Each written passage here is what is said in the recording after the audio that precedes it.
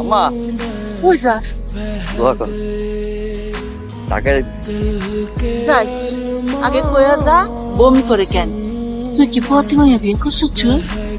ওই যে হপিলেন যায় টাকায় যাবো দোয়া করবা না করছি প্রতিমে বিয়ে করছি কাগজপত্র জমা দিয়ে আসছি আর অল্প কিছুদিন আমি আছি এই দেশে তারপরে সাদিক তাল তাল আপনি আমার এয়ারপোর্টে কান্নাকাটি করেন না এ আছে এয়ারপোর্ট লইয়া তোর মা যে কখন হাসপাতালে গেছে আহনের নাম নাই।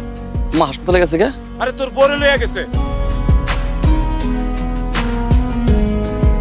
সুখবর আছে, ওর পেটে তো বাচ্চা নাই, টিউমার। ডাক্তার কইলো এখনই অপারেশন করতে হইব, 1.5 লাখ টাকা লাগবে। কি দিব টাকা তুই দিবি?